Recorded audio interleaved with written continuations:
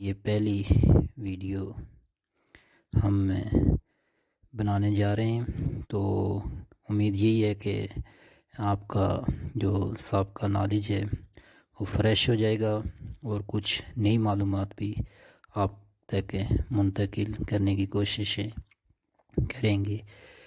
تو جیسا کہ آپ کو جانتے ہیں کہ اس دفعہ یہ MCQs ٹائپ ہیں، یہ امتحان نہیں ہوگا جس طرح NTS وغیرہ میں ہوتا ہے۔ تو یہ زبانی سوال پوچھیں گے وائوا کی صورت میں۔ تو ہم آتے ہیں اس سوال کی طرف کہ جو آپ سے ابتدا میں پوچھا جا سکتا ہے، کیونکہ آپ قاری بننے جا رہے ہیں، تو کہ علم تجوید کیوں ضروری ہے یا علم تجوید سے کیا مراد ہے۔ تو اس کا جواب یہ ہوگا کہ کیونکہ قرآن پاک عربک میں ہے، اس لیے عربک حروف کو ان کے مخارج اور صفات لازمہ اور عارضہ کے ساتھ ادا کرنا، اس لیے یہ علم ضروری ہے۔ اب صفات لازمہ اور عارضہ، یہیں اس سے پوچھنے والے کے لیے سوال موجود ہے کہ صفات لازمہ اور عارضہ کیا ہیں۔ اس کی ڈیٹیل میں ہم جائیں گے آگے، لیکن اس سے پہلے جو کچھ چیزیں ان کو ہم کلیئر کر لیتے ہیں۔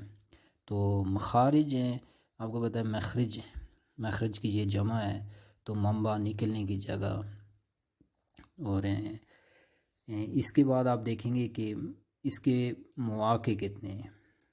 تو اب میں مخارج کو ہم تفصیل سے وہ آگے اس کی بحث کریں گے، لیکن یہاں پر کچھ ابتدائی جو سوالات بنتے ہیں ہم ان کو پہلے ڈسکس کر لیتے ہیں۔ اب عربک زبان میں جو حروف تہجی کتنے ہیں، کیونکہ اردو انگلش ہیں، انگلش میں الفابیٹس اور اردو کے حروف تہجی ان کی تعداد مختلف ہے۔ کیونکہ آپ قرآن عربک کے بارے میں جب آپ سے پوچھا جائے گا تو ان کی تعداد 29 ہے، اور یہ 29 حروف مختلف مخارج سے وہ یہ ادا کیے جاتے ہیں یا نکلتے ہیں۔ اب جس طرح آپ اسکرین پہ دیکھ رہے ہیں کہ تجوید کے ساتھ قرآن پڑھنا یہ کیوں ضروری ہے۔ اب آپ کو پتہ ہے کہ قرآن پاک یہ اللہ تعالیٰ کی کتاب ہے، اور اب اس کا ایک اپنا لہجہ ہے، اور اسی میں جب آپ پڑھیں گے تو یہ اس کا ثواب ملے گا۔ اگر اس لہجے سے یا آپ نے حروف تہجی یا حروف کو اپنے مخرج سے ادا نہ کیا تو پھر بات کفر کی طرف چلی جاتی ہے۔ مثال کے طور پہ جس طرح لفظ قلب ہے، اب یہاں پر قلب موٹے اگر کاف سے ہوگا قلب، تو اس کا معنی ہوگا دل، اور اگر اسی کاف کو آپ نے باریک پڑھ لیا تو اس کا معنی کتا ہو جاتا ہے۔ یعنی اس کے حروف جب ہم اپنے مخرج سے ادا نہیں کریں گے تو معنی بگڑ جائے گا، اور جب معنی بگڑے گا تو باتیں کفر کی طرف چلی جاتی ہے۔ اب یہاں پر یہ سوال بھی بن سکتا ہے کہ تجوید کا جو علم ہے، آیا قرآن پاک میں اس کی ہمیں کوئی دلیل وغیرہ ملتی ہے کہ یہ علم ہمیں حاصل کرنا چاہیے؟ تو اس کے لیے ایک آیت ہے، بڑی عام مشہور و معروف آیت ہے، اور آسان بھی ہے کہ وَرَتِّلِ الْقُرْآنَ تَرْتِیلًا، کہ قرآن کو صاف صاف کر کے کیا کرنا چاہیے، پڑھنا چاہیے۔ یعنی اس کو اپنے جو اس کے حروف ہیں ان کو اپنے مخارج سے، اور صفات جو صفات لازمہ اور عارضہ ہیں ان کے ساتھ ادا کرنا چاہیے۔ اب اس کے لیے کوئی اگر حدیث کے بارے میں پوچھا جائے کہ آیا حدیث میں بھی یہ علم تجوید کا ذکر موجود ہے، تو حدیث میں بے شمار حدیث موجود ہیں، لیکن ایک حدیث جو آپ کے ساتھ یہاں ہم شیئر کر لیتے ہیں کہ ان اللہ یحب ان یقرأ القرآن، کہ اللہ تعالیٰ پسند کرتا ہے، ان اللہ یحب، کہ اللہ تعالیٰ اس چیز کو پسند کرتا ہے کہ قرآن کریم کی تلاوت کی جائے۔ کس طرح کی جائے؟ کما انزلہ، جس طرح کہ اس نے نازل کیا ہے، یعنی جو لہجہ اور اس کے حروف کی جو صفات اور اس کے مخرج سے ان کو ادا کرنا چاہیے۔ اب قرآن پاک میں اگر ہم ان کو اپنے مخارج سے ادا نہیں کریں گے تو پھر وہاں پر ہم مسٹیک کر لیں گے۔ تو عربک میں اس کو دو مسٹیک لکھن کی ہو سکتی ہیں کہ لکھن جلی اور لکھن خفی۔ لکھن جلی یہ حرام ہے اور لکھن خفی یہ مکروہ غلطی ہے۔ اب لکھن جو جلی ہے تو اس کا ان 4 صورتیں بنتی ہیں۔ پہلی صورت یہ ہے کہ ہم نے اگر حرف کو حرف سے بدل دیا تو یہ غلطی ہو جائے گی۔ جیسے الحمد کو ہم نے اگر الحمد پڑھ لیا یعنی خا کی جگہ ہا پڑھ لیا تو اس سے کیا ہوگا کہ یہ لکھن جلی ہو جائے گی۔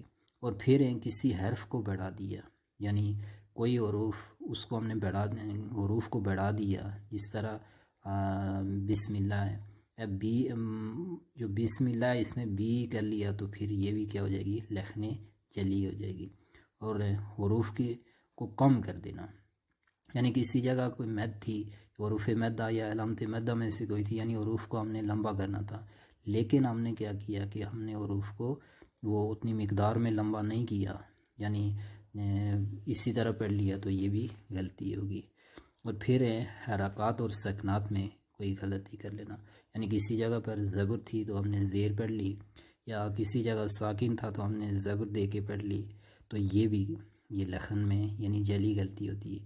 یعنی لکھن جلی کی 4 اقسام ہوئی، تو ان میں سے پہلی یہ ہوئی کہ حرف کو حرف سے بدل دینا، اور دوسرے نمبر پہ ہوئی حرف کو بڑھا دینا، تیسرے نمبر پہ حرف کو کم کر دینا، اور حرکات و سکنات میں ہم سے مسٹیک ہو جانا، تو یہ لکھن جلی یعنی میجر مسٹیک ہو جاتی ہے۔ اس کے بعد ہے لکھن خفی۔ اب لکھن خفی یہ صفات جو عارضہ، یہ آگے ہم صفات عارضہ اور لازمہ، یعنی بعض اوقات جو حرف میں ایک دائمی صفت بھی ہوتی ہے اور کچھ عارضی کبھی ہوتی ہے کبھی نہیں ہوتی۔